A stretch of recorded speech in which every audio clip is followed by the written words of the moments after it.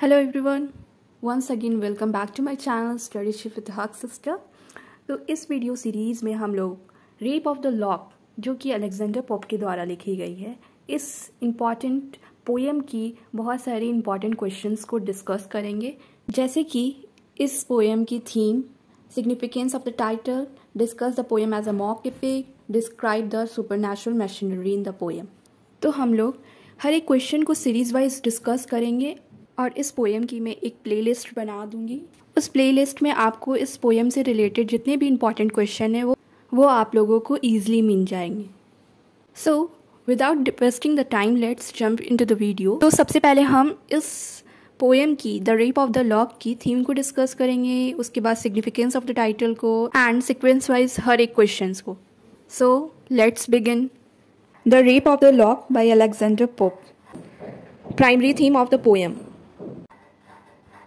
The rape of the lock Alexander pope के द्वारा लिखी गई और ये पोएम 1712 में पहली बार पब्लिश की गई। उसके बाद फिर इसके ऊपर काम करके इसे फाइनली पब्लिश किया गया 1714 में। ये पोएम एक मॉक एपिक पोएम है जो कि upper class society of London को सैटिराइज करती है। ये पूरी कहानी बेलिंडा, जो इस पोएम की सेंट्रल कैरेक्टर है, उसके ऊपर फोकस करती है, जिसकी एक बाल की लट को काट लिया गया एक सोशल गैदरिंग में और या पार्टी में। भले ही ये बहुत छोटी सी बात है, मगर बेलिंडा को जब इसके बारे में पता चलता है तो वो काफी गुस्सा होती है जब उसे पता चलता है कि उसकी बाल की लट को एक मैन ने, जिसका नाम बैरन है, उसने काट लिया है। इन the rape of the lock, Pope ने बेलिंडा और बैरन को यूज किया है अपनी दो जान पहचान को मॉक करने के लिए, जिनका नाम एराबेला फर्मर है और लॉर्ड पीटर है। इस स्टोरी में एराबेला फर्मर की रोल प्ले करने वाली प्रोटैगोनिस्ट बेलिंडा है, वाइल पोप ने प्रेजेंट किया है लॉर्ड पीटर को बैरन के कैरेक्टर से। ये पोएम की काफी प्राइमरी थीम है, जैसे कि जेंडर रोल्स,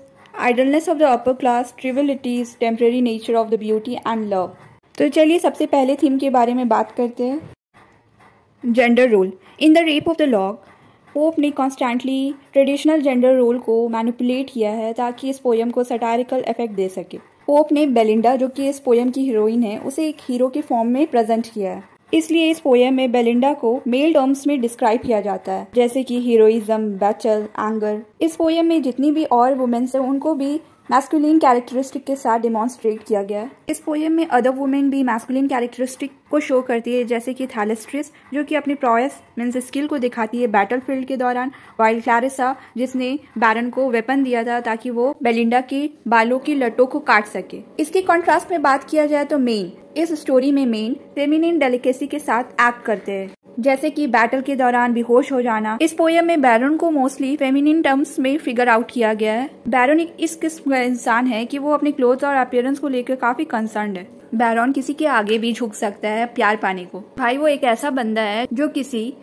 वुमेन के असिस्टेंस के बगैर काम ही नहीं कर सकता। तो पोप ने इस पोएम में expected behaviour of each gender role को थोड़ा अल्टर्ड किया है, थोड़ा सा चेंजिंग लाया है। Next we have to read about the idleness of the upper class. Upper classes की आइडलनेस और इग्नोरेंस काफी इंटीग्रल रोल प्ले करते हैं पोप के analysis of the contemporary society in the rape of the lock. Pope के satires generally upper class और gentry के bad habits के ऊपर फोकस करते हैं, और ये अपर क्लास के लोगों सिर्फ ट्रिवियल्स मैटर्स के ऊपर बिलीव करते हैं या इंटरेस्ट रखते हैं, जैसे कि flirting, gossips and card games. In reality flirt करने के लिए, गैम्बलिंग करने के लिए कार्ड गेम एक अपॉर्चुनिटीज होता है एरिस्टोक्रेट्स के लिए, ताकि इस दौरान वो एक हीरोइक रिकॉग्नाइजेशन लोगों के द्वारा अर्न कर सके। पोप ने एक ऐसी सोसाइटी के बारे में बताया है जहाँ के लोग जो अपने गोल को अचीव करने के लिए ट्रिवियल मैटर्स का यूज करते हैं। पोप ने ये पोर्ट्रे किया है कि किस तरह अपर क्लास जो है सिर्फ और सिर्फ अपने बारे में सोचते हैं और उन लोगों के अंदर सेल्फ ऑब्सेशन होता है। पोप ने मजाक उड़ाया है उनकी स्टूपिड डिड्स के बारे में, उनका सेल्फ ऑब्सेस्ड अटेंशन के बारे में। पोप ने एक ऐसे सोसाइटी को दिखाया है जो सिर्फ और सिर्फ इमोरालिटी के ऊपर इंटरेस्ट रखते हैं,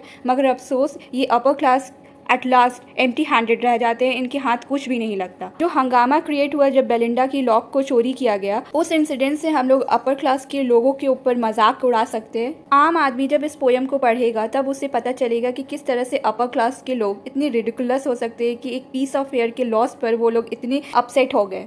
अपर क्लास रीडर जब इस पोएम को पढ़ेंगे तब वो पहचान जाएंगे इस मॉकरी को और एम्बैरेस फील करेंगे कि वो लोग इस मैनर में बिहेव करते हैं। अपार्ट फ्रॉम दिस, जो पोएम की एंडिंग है वो काफ़ी सरकाज़म से भरी हुई है, जिसमें पोप ने पोएम को फिनिश किया है ये कहते हुए कि बेलिंडा की लॉक इमॉर्टलाइज हो गई है और ये अपने आप में बहुत बड़ी सरकाज़म है। The next theme of the poem is trivialities. Pope ने इस आइडिया के ऊपर एम्फेसाइज किया है कि हम लोगों को ट्रिवियल थिंग्स के ऊपर फोकस नहीं करना चाहिए, जैसे loss of a piece of hair, but हम लोगों को अपनी ज़िंदगी में एक ट्रू मीनिंग खोजना चाहिए कि हमारी ज़िंदगी की क्या मायने हैं। पोप ने ये भी कहा है कि अपने आप पर हंसना एक की इंग्रेडिएंट्स है लाइफ की, जिसके बाद हमें एक सक्सेसफुल लाइफ अटेंड हो सकती है। क्लैरिसा ने इसके बारे में काफ़ी अच्छे से बताया है कैंटो 5 में, जिसमें वो एक्सप्लेन करती है कि ब्यूटी को एक ना एक दिन मरना है। सबसे इम्पॉर्टेंट चीज़ है कि हम लोग उन चीज़ पर फोकस करें जो कि ब्यूटी से भी काफ़ी गहरी है। पोप ने अपने टाइम के हाई सोसाइटी के वैनिटी और ट्रिवियलनेस के बारे में कमेंट किया है। पोप का मानना ये है कि इस तरह की सोसाइटी के अंदर प्रायोरिटी नाम की कोई चीज़ नहीं होती है, क्योंकि ये लोग ट्रिवियल्स मैटर को भी उतनी ही सीवियरिटी और सीरियसनेस के साथ ट्रीट करते हैं जैसे कि वो सीरियस मैटर को करते हो। इस पोएम को लिखने के पीछे पोप का इंटेंशन यही था कि उनके फेलोमेट्स फर्मर और पीटर जो है अपनी ट्रिवियलिटीज से कुछ सीख सके। Next theme of the poem is temporary nature of the beauty. Beauty short lived nature reinforce the pope critical project in the rape of the lock. Beauty ज़्यादा दिन तक नहीं ठहरती और उसका शॉर्ट लिव्ड नेचर होता है। ये एक इम्पॉर्टेंट थीम है पोप की critical project the rape of the lock में।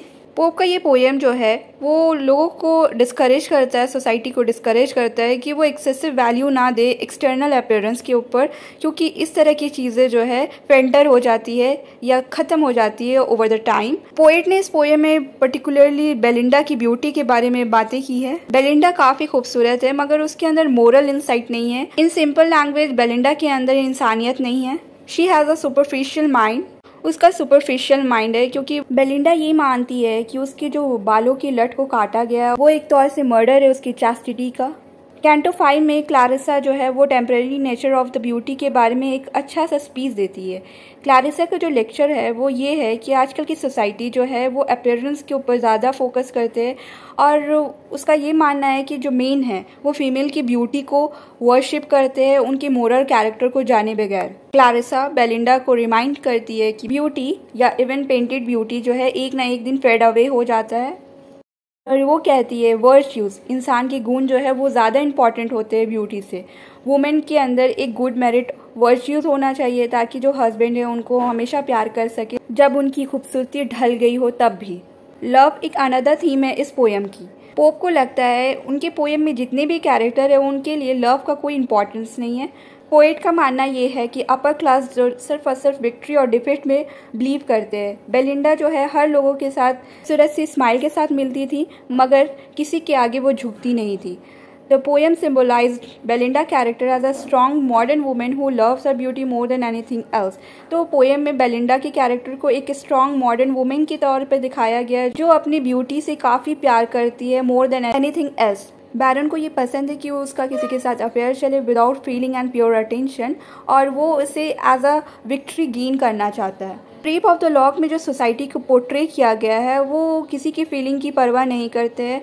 उन लोगों के लिए एक रिलेशनशिप में रहना बिना शादी किए हुए वो एक कॉमन है, मगर लव उस तरह के रिलेशनशिप में उन लोगों के लिए एक और चीज़ है।